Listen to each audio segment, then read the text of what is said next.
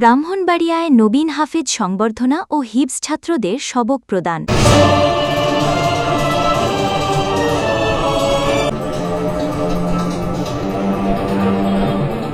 ব্রাহ্মণবাড়িয়া শহরের মধ্যপাড়া বর্ডার বাজারে অবস্থিত মারকাজুত তকওয়া তফিজুল কোরআন মাদ্রাসায় নবীন হাফেজ সংবর্ধনা ও নতুন হিবস শিক্ষার্থীদের সবক প্রদান অনুষ্ঠান অনুষ্ঠিত হয়েছে। গত শুক্রবার ২৬শে সেপ্টেম্বর বিকেলে আয়োজিত এ অনুষ্ঠানে প্রধান অতিথি ছিলেন জামিয়া ইসলামিয়া ইউনুসিয়ার শাইখুল হাদিস আল্লামা মুফতি শামসুল হক সরাইলি। বিশেষ অতিথি হিসেবে উপস্থিত ছিলেন মুফতি তোফায়েল আহমেদ নোমান, মুফতি তোফাজ্জল হক, মাওলানা আব্দুল কাইয়ুম, মাওলানা কফিল উদ্দিন, মাওলানা আব্দুস সাত্তার, মুফতি ইয়াসিন মাহমুদ, হাফেজ হুসাইন আহমেদ ও হাফেজ রেদওয়ান সহ স্থানীয় আলেম ওলামা ও মাশায়েখগণ। এছাড়া অভিভাবক প্রতিনিধি হিসেবে শরীফ আহমেদ, সোহেল কবির, তাসদিদ হুসাইন ও খন্দকার নাসির উদ্দিন সহ এলাকার গণ্যমান্য ব্যক্তিবর্গ অনুষ্ঠানে উপস্থিত ছিলেন। অনুষ্ঠানটি পরিচালনা করেন মাদ্রাসার প্রতিষ্ঠাতা ও পরিচালক হাফেজ মাওলানা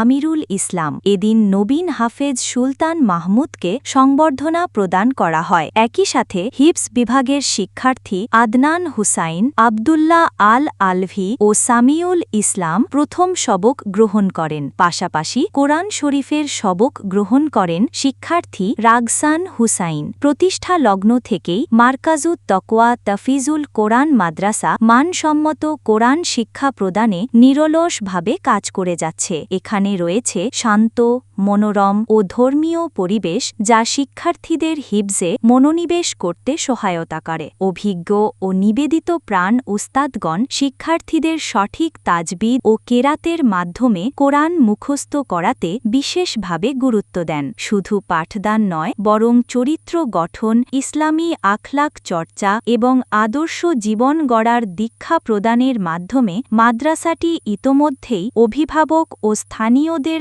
আস্থার প্রতীক হয়ে উঠেছে। ফলে স্থানীয় মানুষজন মারকাজুত তকওয়াকে একটি প্রশংসনীয় ও আদর্শ শিক্ষা প্রতিষ্ঠান হিসেবে বিবেচনা করছেন।